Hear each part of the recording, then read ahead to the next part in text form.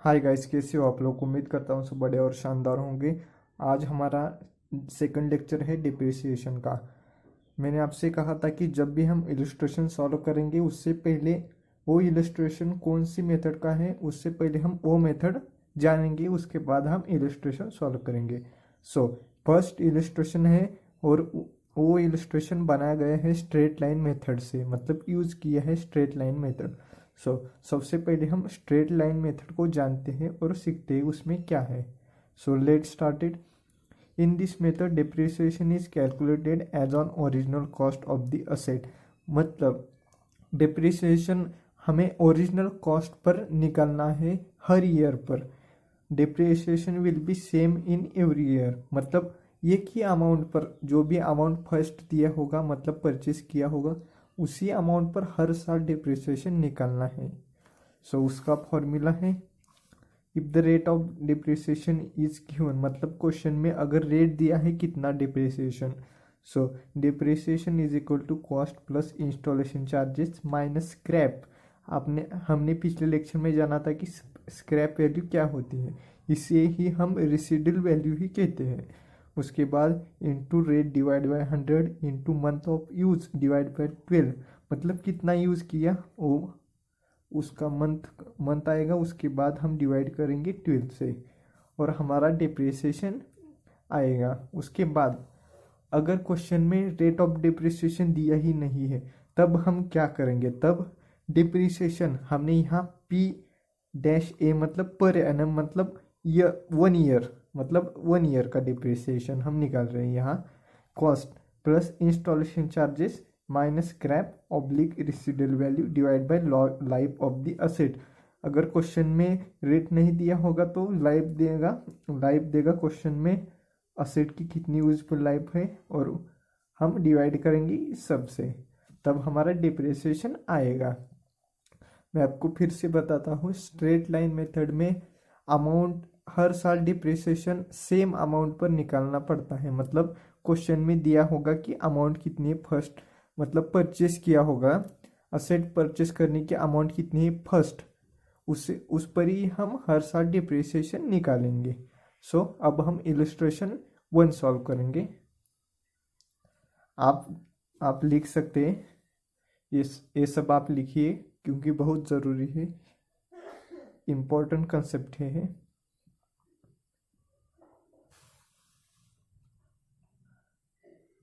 I hope आपने लिखा है। अब हम फर्स्ट रीडिंग करते हैं illustration 1। Jen Bros acquired a machine on 1 July 2015 at cost of ₹14 lakh and spend to ₹1 lakh on its installation. Purchase किया है मशीन 14 लाख पर और 1 लाख इंस्टॉलेशन चार्जेस है। इंस्टॉलेशन चार्जेस हम ऐड करते हैं मशीन में। मशीन खरीदे तब एंट्री क्या होगी, machine account debit to cash account, और installation charges machine account debit to cash account. अब हम क्या करेंगे, हम ऐड करते हैं इसमें 14 लाख में 1 लाख ऐड करेंगे तो टू मशीनरी अकाउंट कितना होगा 15 लाख। मैं यहाँ की बात कर रहा हूँ, सॉरी मशीनरी अकाउंट नहीं आएगा, machine account debit to bank account 15 lakh. उसके बाद है the firm's writes off depreciation at 10% per annum of the original cost every year. Original cost every year मतलब स्ट्रेट लाइन मेथड, हर साल डिप्रिसिएशन किस amount पर निकलेगा, 15 लाख रुपीज़ के अमाउंट पर ही डिप्रिसिएशन हर साल निकालेंगे हम। उसके बाद है the books are closed on 31 December every year. हर साल बुक कब बंद होगा, 31 दिसंबर। हमें क्या निकालना है, शो दी मशीनरी अकाउंट, हमें मशीनरी अकाउंट निकालना है, and depreciation account for the year ended 2015 and 16। 2 साल का हमें machinery account and depreciation account निकालना है। अब हम सॉल्व करते हैं। 1 जुलाई 2015 को मशीनरी परचेज किया है, तब एंट्री क्या होगी, machinery account debit to bank account oblique cash account. 1 जुलाई हम यहाँ लिखते हैं, 1 जुलाई 2015। हम बहुत स्लोली सॉल्व कर रहे हैं क्योंकि फर्स्ट सेकंड लेक्चर है, जब हम स्लो सॉल्व करेंगे तभी आपको समझ आएगा। To bank account 15 lakh rupees. ने इंस्टॉलेशन चार्जेस ऐड किए हैं मशीनरी अकाउंट में 15 लाख रुपीज़। अब एंड में हमें क्या निकालना है, depreciation. So 31 December 2015 by depreciation account.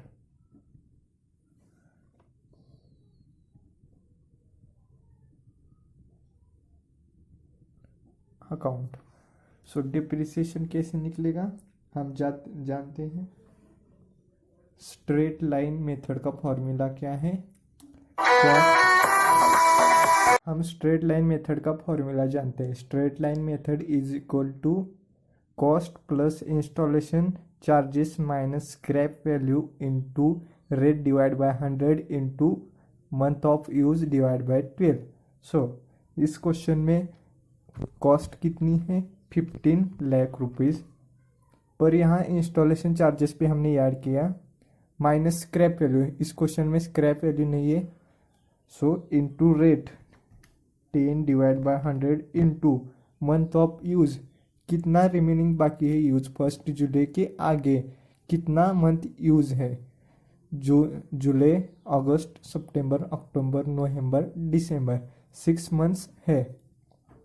So into 6 divide by 12, तो हमारा डिप्रिसिएशन आएगा 75,000। सो हम यहाँ लिखेंगे 75,000। सो अब कुछ भी नहीं है, इसलिए by balance carried down. So amount आएगा 14,25,000। सो आप देख सकते हैं यहाँ ए टोटल और ए टोटल सेम आएगा। मैं आपको बताता हूँ कैलकुलेटर में 14,25,000 हमारा आंसर है, उसमें हम 75,000 ऐड करेंगे तो हमारा इक्वल हो जाएगा अमाउंट 15 लाख रुपीज़। अब यहाँ अगले साल 1/1/16 टू बैलेंस कैरी डाउन, यहाँ ब्रोड डाउन हो जाएगा, टू बैलेंस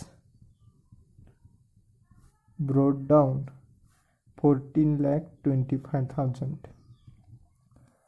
अब उसके बाद कोई भी परचेस नहीं की है, मतलब 2015 के बाद हमने 16 में कोई भी परचेस नहीं किया है।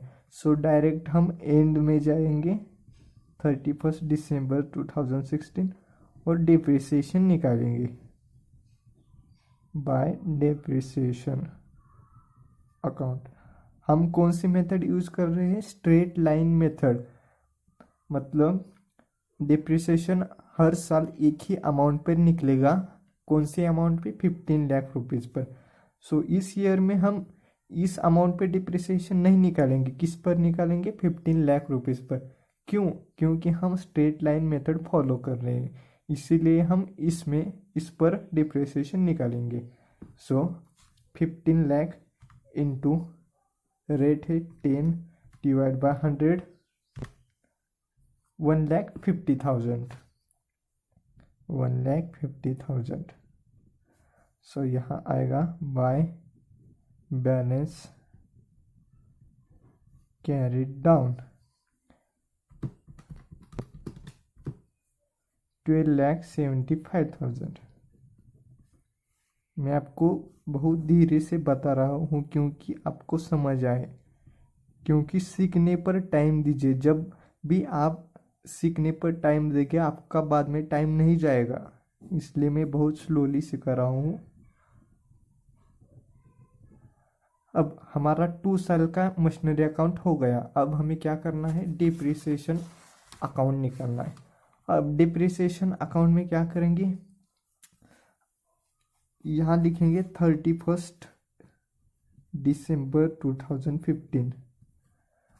जब भी डिप्रिसिएशन लगता है क्या होता है, depreciation account debit to machinery account, मतलब डिप्रिसिएशन डेबिट हो गया। सो यहाँ लिखेंगे टू मशीनरी अकाउंट एंट्री से जाएंगे तो आपको बहुत इजी पड़ेगा। टू मशीनरी अकाउंट, हमने 31 दिसंबर को कितना डिप्रिसिएशन निकाला है, 75,000 का। सो हम कहाँ लिखेंगे, यहाँ लिखेंगे 75,000। अब इस पर अब हम यहाँ बाय बैलेंस कैरी डाउन नहीं करेंगे क्योंकि डिप्रिसिएशन अकाउंट नॉमिनल अकाउंट है। रूल ऑफ नॉमिनल अकाउंट क्या है, डेबिट हमें एक्सपेंसेस डेबिट, इनकम क्रेडिट। सो हम डिप्रिसिएशन अकाउंट को प्रॉफिट एंड लॉस अकाउंट में ट्रांसफ़र करेंगे। सो यहाँ लिखेंगे by profit and loss account. इसकी एंट्री क्या होगी ट्रांसफ़र करने की, आप फाइनल अकाउंट में, जब हम फाइनल अकाउंट सीखेंगे तब आप जानेंगे कि प्रॉफिट एंड कैसी एंट्री होती है ट्रांसफ़र करने की। Profit and loss account debit to depreciation account क्यों होता है, जब हम फाइनल अकाउंट सीखेंगे तब आप बहुत अच्छी तरह से जानेंगे। सिर्फ आप यही जानिए कि प्रॉफिट एंड लॉस को ट्रांसफ़र करना है। सो यहाँ लिखेंगे 75,000।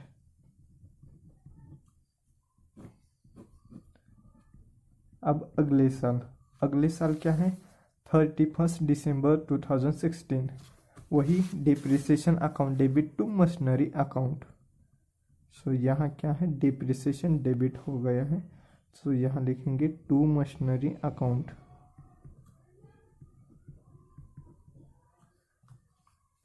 अमाउंट है 1,50,000। अब इसे भी हमें कहाँ ट्रांसफ़र करना है, प्रॉफिट एंड लॉस अकाउंट को। यहाँ लिखेंगे by profit and loss account 1,50,000। सो यहाँ ऐड करेंगे।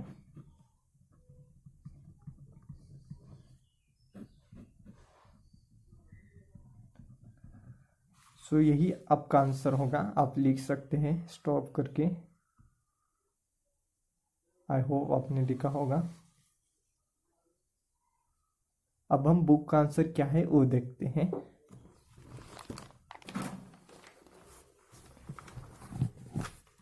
आप यहाँ देख सकते हैं 12,75,000, हमारा भी आंसर यही आया है। डिप्रिसिएशन अकाउंट को भी आप देख सकते हैं, वही आंसर हमारा भी आया है। अगर आपको कोई भी डाउट हो तो आप प्लीज़ कमेंट में डाल सकते हैं, मैं आपको वीडियो से वो सॉल्व करूँगा। अब हम प्रैक्टिकल क्वेश्चन 3 सॉल्व करेंगे क्योंकि practical question 3 straight line method से ही सॉल्व किया है।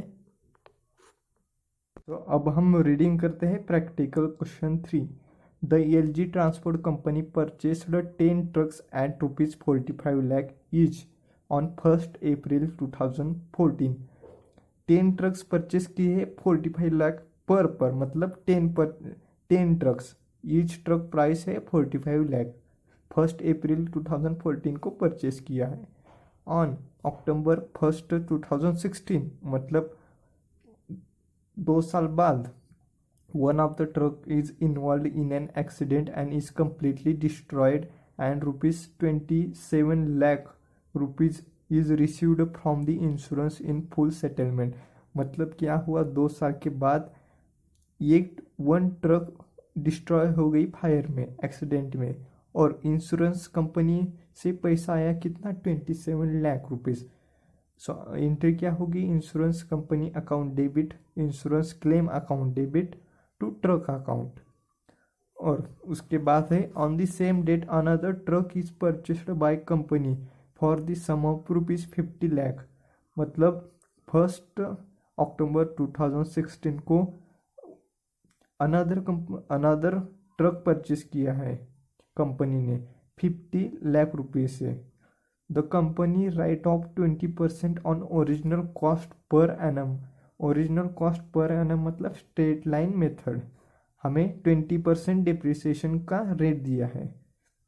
उसके बाद है the company observe the calendar year as it financial year, give the motor truck account for 2 year ended 31 December 2017। मतलब एंड कब है, 31 दिसंबर, और 2 साल का हमें बनाना है 2016 और 2017। अब हम सॉल्व करते हैं। सबसे पहले हम वर्किंग नोट में लिखते हैं और उससे समझते हैं क्या है क्वेश्चन में। क्वेश्चन में दिया है 10 ट्रक्स परचेज किया ऑन 1 अप्रैल 2014 को, मतलब 1 अप्रैल 2014, और एंड कब होता है 31 दिसंबर को। यहाँ आएगा 31 दिसंबर 2015, 31 दिसंबर 2016, और यहाँ आएगा 31 दिसंबर 2017। यहाँ पर हमारे 10 ट्रक्स परचेज किया है। ईच ट्रक प्राइस है 45 लाख रुपीज। अब क्या हुआ है, हमें क्वेश्चन में दिया है कि हमें 2 इयर्स का अकाउंट निकालना है, मतलब 2017 और 2016। यहाँ पर हमें 2 इयर्स का हमें ट्रक अकाउंट निकालना है। क्वेश्चन में दिया है कि फर्स्ट अक्टूबर 2016 को 1 truck involve in accident and is completely destroyed. क्या हुआ है यहाँ पर 1 अक्टूबर 2016 को क्या हुआ है, 1 truck involve in accident and completely destroyed. अब हमें क्या करना है, हमें इस 2 ईयर का ट्रक अकाउंट निकालना है। सबसे पहले हम इस टाइम का हमें क्या करना पड़ेगा, वर्किंग नोट निकालना पड़ेगा, क्योंकि हमें स्ट्रेट लाइन मेथड फॉलो करना है और हमें सिर्फ 2 ईयर का अकाउंट निकालना है। इससे पहले हमें वर्किंग नोट में निकालना पड़ेगा कि फर्स्ट जनवरी 2016 को कितना अमाउंट आएगा। इस ट्रक का डिप्रिसिएशन करके 1 जनवरी 2016 को कितना अमाउंट आएगा, इसीलिए हमें क्या करना है, वर्किंग नोट निकालना है, क्योंकि हमें सिर्फ 2 ईयर का ट्रक अकाउंट निकालना है। अगर क्वेश्चन में कहता कि सब ईयर का, तब हमें वर्किंग नोट नहीं निकालने पड़ते, सिंपल हमें क्या करना पड़ता, हम ट्रक अकाउंट का फॉर्मेट करते और उसी से ही सिंपल पहले से ही लिखते। पर हमें क्या निकालना है, सिर्फ 2 ईयर का, क्योंकि क्वेश्चन अगर समझे कि एग्जाम में आए तब आपको कहें कि 2 ईयर का निकाले, तब आपको क्या करना पड़ेगा, इन 2 ईयर का ही निकालना पड़ेगा। आप सब ईयर का नहीं निकाल सकते, इसलिए फर्स्ट हमें वर्किंग नोट निकालना पड़ेगा।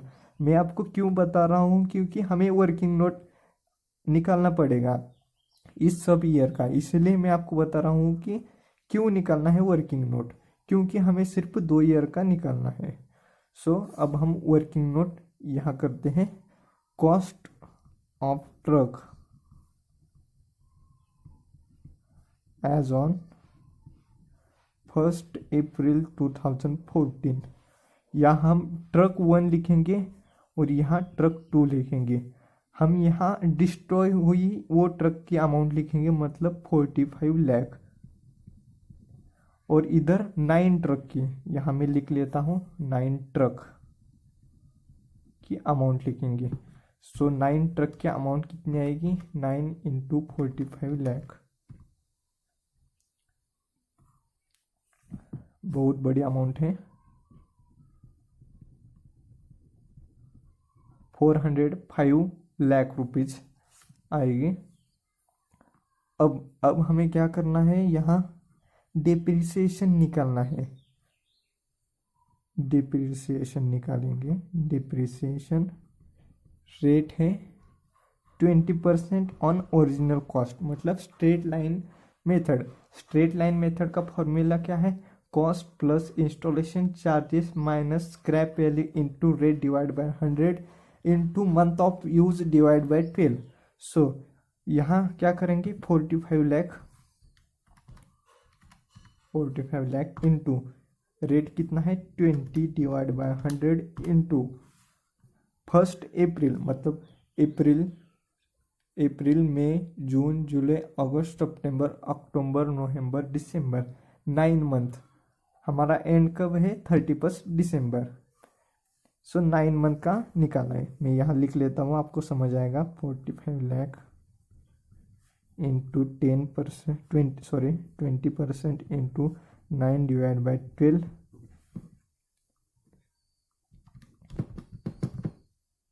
इंटू 20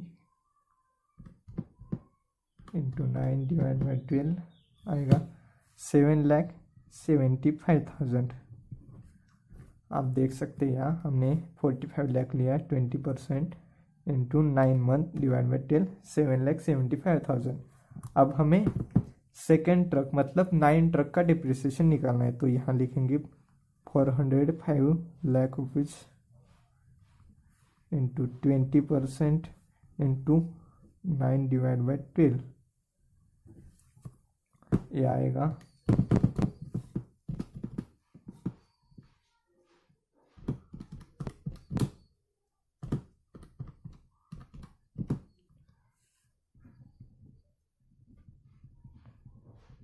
मैं आपको बहुत धीरे बता रहा हूँ क्योंकि आपको समझ आए, क्योंकि सीखने पर टाइम दीजिए। जब आप सीखने पर टाइम देंगे आपका उसके बाद टाइम नहीं जाएगा, इसलिए मैं आपको बहुत धीरे से बता रहा हूँ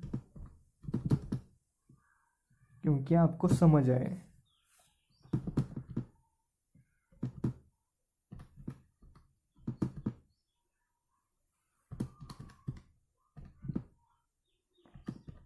आप मेरे साथ भी कर सकते हैं।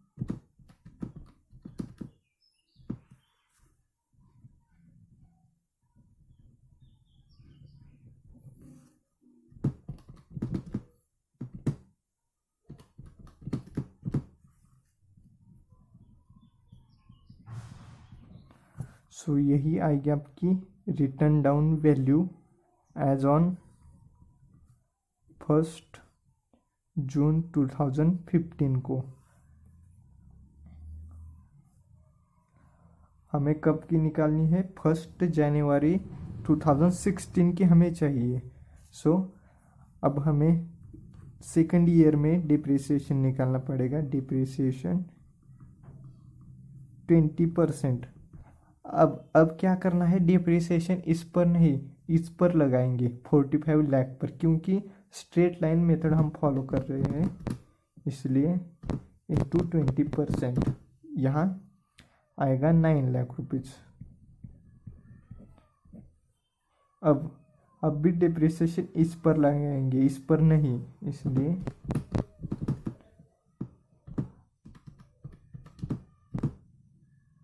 81 लाख।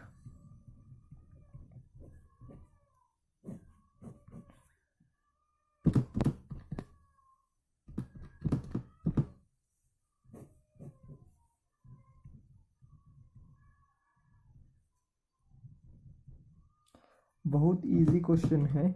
अगर आप समझ आएगा तो आपको बहुत इजी लगेगा।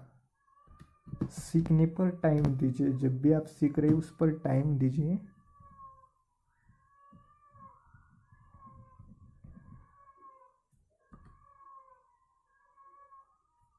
सो ये आएगी written down value as on 1 January 2016। अब हम आपकी सब वर्किंग हो गई। अब हम ट्रक का अकाउंट निकालेंगे। यही वर्किंग थी, बहुत इजी है। आप लिखिए ये सब।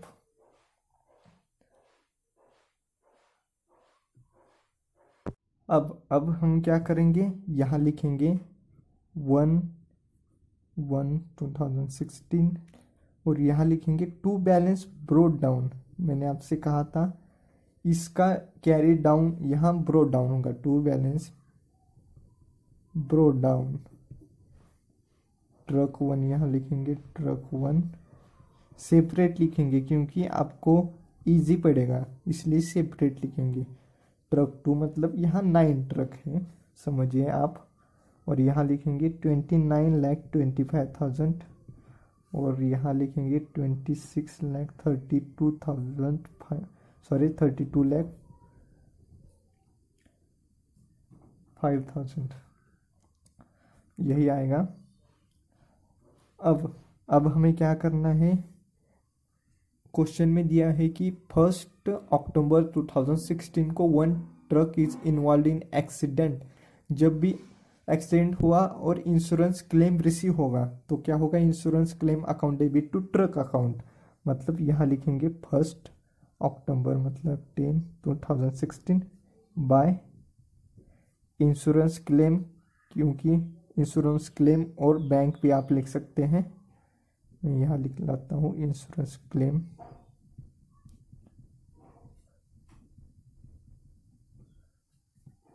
कितना है 27 लाख। अब हमें क्या करना है, इस पर डिप्रिसिएशन निकालना है। हम यहाँ लिखेंगे बाय डिप्रिसिएशन अकाउंट। हमारी फर्स्ट ट्रक डिस्ट्रॉय हो गई फायर में, मतलब वो डिस्ट्रॉय हुई, ख़त्म हुई। अब हमें क्या करना है, वर्किंग नोट में जाना है। यहाँ हम लिखते हैं डिप्रिसिएशन। आप इसके नीचे भी लिख सकते हैं डिप्रिसिएशन 20%। अब डिप्रिसिएशन इस पर नहीं, इस पर लगाएंगे 45 लाख पर, क्योंकि हम फॉलो कर रहे हैं स्ट्रेट लाइन मेथड। 45 लाख यहाँ लिख लेता हूँ। यहाँ आप ध्यान दीजिए, यहाँ बहुत इम्पोर्टेंट कंसेप्ट है। 45 लाख इंटू 20% इंटू, अब हमें क्या करना है, डिप्रिसिएशन। आप यहाँ देख सकते हैं 1 अक्टूबर को हुआ है, मतलब मशीन ख़त्म हो गई, ट्रक ख़त्म हो गई। हम मंथ कब लेंगे, 1 अक्टूबर के पिछले मंथ की हम मंथ लेंगे, क्योंकि हमने पिछले मंथ तक यूज़ किया था। इसके आगे के मंथ नहीं लिखेंगे। मैंने आपको फर्स्ट लेक्चर में भी कहा था कि जब भी मशीनरी सेल होती है और डिस्ट्रॉय होती है, तब हम मंथ कौन से लेते हैं, unit till the date of destroyed और सेल। 1 जनवरी टू 1 अक्टूबर का हम मंथ लेंगे। 1 अक्टूबर के आगे की हम मंथ नहीं लेंगे। 1 जनवरी टू 1 अक्टूबर की मंथ लेंगे हम। कितने मंथ हो गए, जनवरी, फरवरी, मार्च, अप्रैल, मई, जून, जुलाई, अगस्त, सितंबर, 9 मंथ हो गए। 9 डिवाइड बाय 12,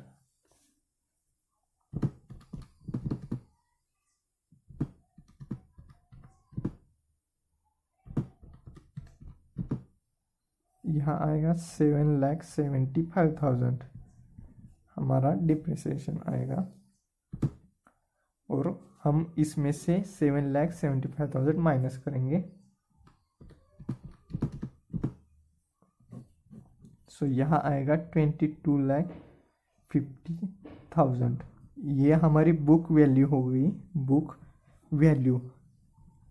इस दिन तक हमारी ट्रक कितने में बेचनी चाहिए थी, 22,50,000, पर बेची कितने में है, 27 लाख रुपीस में बेची है, मतलब हमारा प्रॉफिट है। बुक वैल्यू एक्चुअली है 22,50,000, पर हमने बेची कितने, हमारा इंश्योरेंस क्लेम कितना रिसीव हुआ है, 27 लाख। हमारा प्रॉफिट है, प्रॉफिट कितना है, 27 लाख माइनस 22,50,000 करेंगे तो हमारा प्रॉफिट आएगा 4,50,000 हमारा प्रॉफिट है, मतलब प्रॉफिट है, प्रॉफिट ऑन डिस्ट्रॉय।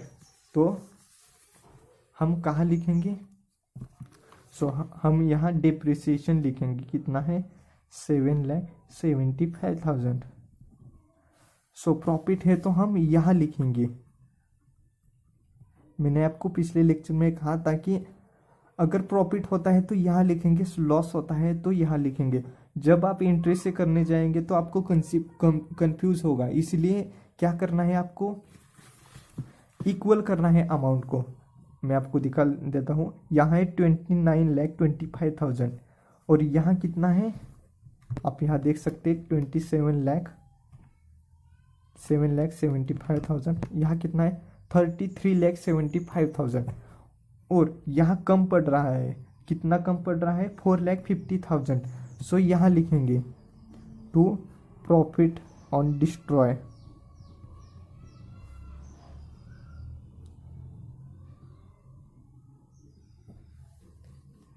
$4,50,000। आपको अमाउंट इक्वल करना है सिर्फ इसका, ट्रक 1 का। ट्रक 2 का हम आप नहीं लेंगे, क्योंकि ट्रक 1 ही डिस्ट्रॉय हुआ है, और डिस्ट्रॉय होने पर इंश्योरेंस क्लेम रिसीव हुआ है, और उस पर हमने डिप्रिसिएशन निकालना है। सो हमें जब भी आप करेंगे तो आप एक बार चेक कर लीजिए कि आपका डेबिट साइड और क्रेडिट साइड इक्वल हो रहा है कि नहीं। अगर इक्वल हो रहा है तो आपका करेक्ट आंसर है, इसलिए आपको देखना है। सो हमने यहाँ 4,50,000 लिखा। अगर लॉस होता तो यहाँ लिखते, अगर लॉस होता तो क्या होता? इधर की अमाउंट ज़्यादा पड़ती और इधर कम होता है, इसलिए हमें यहाँ लिखना पड़ता है बाय लॉस ऑन डिस्ट्रॉय। मगर हमारा प्रॉफिट हुआ है, क्योंकि इंश्योरेंस कंपनी ने क्या ज़्यादा अमाउंट दिया है, इसलिए हमने यहाँ लिखा 4,50,000। सो उसके बाद हम देख सकते हैं, उसके बाद है on the same date another truck is purchased by company for the sum of ₹50,00,000। मतलब क्या हुआ है? कंपनी ने अनदर ट्रक परचेस किया 1 अक्टूबर 2016 को। सो यहाँ लिखेंगे टू बैंक अकाउंट, और इसको हम नाम देंगे ट्रक 3। ट्रक 3 लेंगे ₹50,00,000। अब हम एंड में क्या करेंगे? डिप्रिसिएशन निकालेंगे। डिप्रिसिएशन एंट्री क्या होती है? Depreciation account debit to truck account. So truck account के क्रेडिट में हम डिप्रिसिएशन लिखेंगे 31 दिसंबर 2016 बाय डिप्रिसिएशन। जब भी आप सेपरेट लिखेंगे ट्रक 1 ट्रक 2, डिप्रिसिएशन निकालते समय आपको बहुत इजी जाएगा, इसलिए सेपरेट लिखेंगे हम। यहाँ लिखेंगे ट्रक 1 तो ख़त्म हो गया, मतलब हमने डिस्ट्रॉय हो गया, इंश्योरेंस क्लेम रिसीव हुआ, सब इक्वल हो गया अमाउंट। अब ट्रक 2 और ट्रक 3 का डिप्रिसिएशन निकालेंगे। ट्रक 2 यहाँ लिखेंगे, ट्रक 3 यहाँ लिखेंगे, और यहाँ लिखेंगे by balance carried down. Truck 2, अब ट्रक 2 पर डिप्रिसिएशन निकालना है, तब हम क्या करेंगे? हमारा वर्किंग नोट देखेंगे, आप यहाँ देख सकते हैं ट्रक 2 में 9 ट्रक है। सो हमें ओरिजिनल अमाउंट पर डिप्रिसिएशन निकालना है। सो यहाँ लिखेंगे ओरिजिनल अमाउंट, और नीचे में लिखेंगे 20/100 आएगा 81 लाख।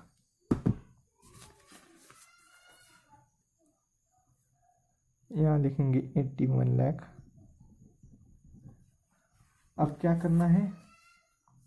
इसमें से 81 लाख हम माइनस करेंगे। आप यहाँ देख सकते हैं 26, 32, 5,000 माइनस करेंगे तो यहाँ आएगा बाय बैलेंस कैरी डाउन। यह भी लिख लेते हैं हम ट्रक 2 ट्रक 3।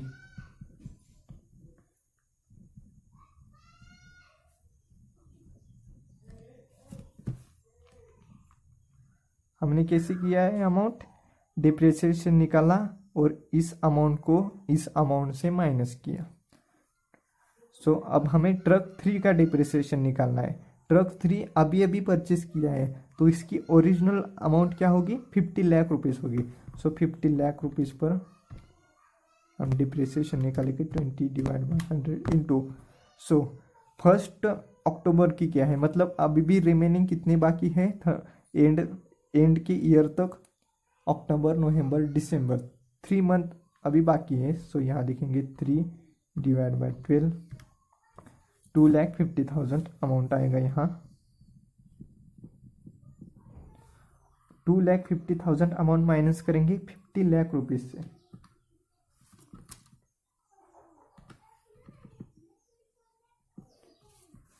$47,50,000 आया।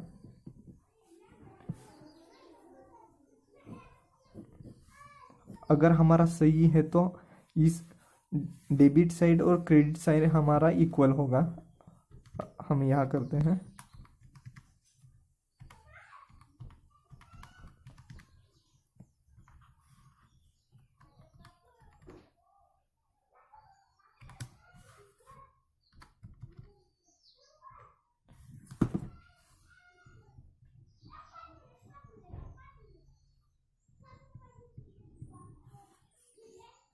अब हम क्रेडिट साइड देखते हैं कितना है।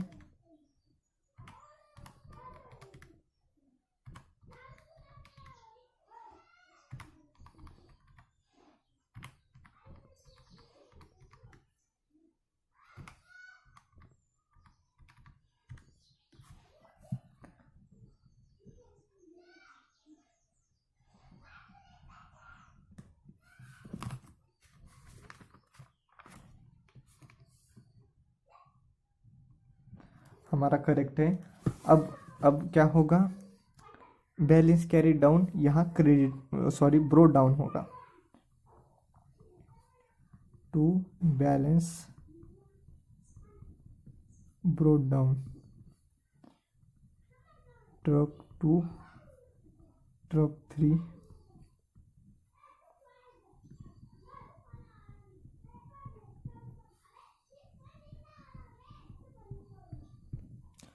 अब 2017 में कोई परचेस और सेल नहीं है, सो हम डायरेक्ट एंड में जाते हैं 31 दिसंबर 2017 और यहाँ बाय डिप्रिसिएशन निकालते हैं,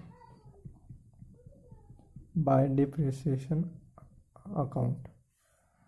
सो यहाँ लिखेंगे ट्रक 2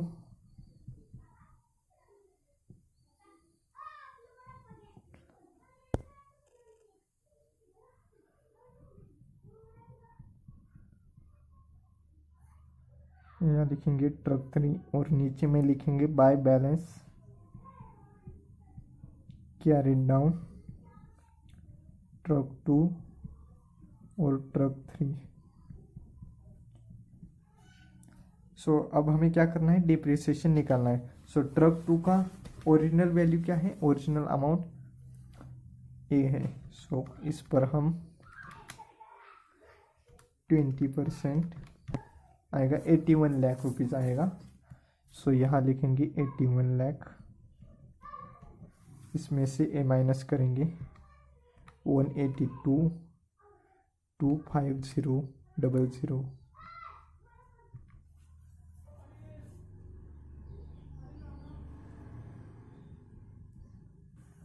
अब हमें ट्रक 3 का डिप्रिसिएशन निकालना है। ट्रक 3 की ओरिजिनल वैल्यू क्या है, 50 लाख रुपीज़ है।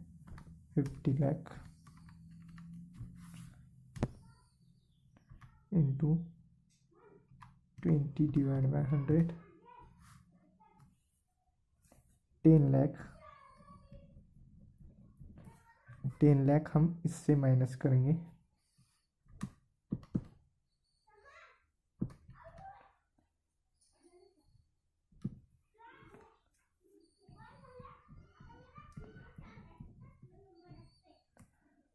अब हमारा क्वेश्चन खत्म हुआ है। अब हम टोटल लिख लेते हैं, क्या है टोटल दोनों साइड की।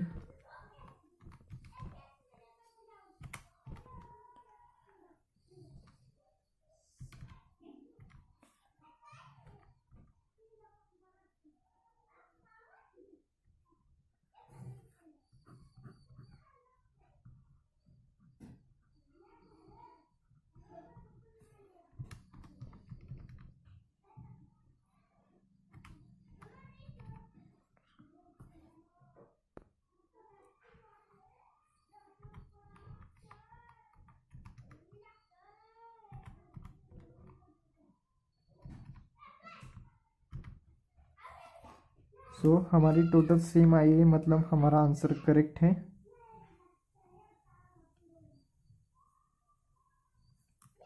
हमारा आंसर करेक्ट है, आप लिख सकते हैं यहाँ। हमने पूरा सॉल्व किया है, बहुत इजी था, प्रैक्टिकल क्वेश्चन थी और बहुत इम्पोर्टेंट है। मैं आपको एक इम्पोर्टेंट नोट बताना चाहता हूँ कि आप प्रैक्टिस कीजिए, हर क्वेश्चन की प्रैक्टिस कीजिए, क्योंकि प्रैक्टिस से ही आपको आपको समझ आएगा, कभी नहीं भूलेंगे आप। सो प्रैक्टिकल क्वेश्चन एग्जाम में बहुत आते हैं, इसलिए आईएमपी लिखिए, इस क्वेश्चन को आईएमपी आप नोट डाउन कीजिए, बहुत इंपॉर्टेंट क्वेश्चन है, एग्जाम में बहुत बार आया है ये क्वेश्चन। सो अब हम बुक का आंसर क्या है वो देखते हैं।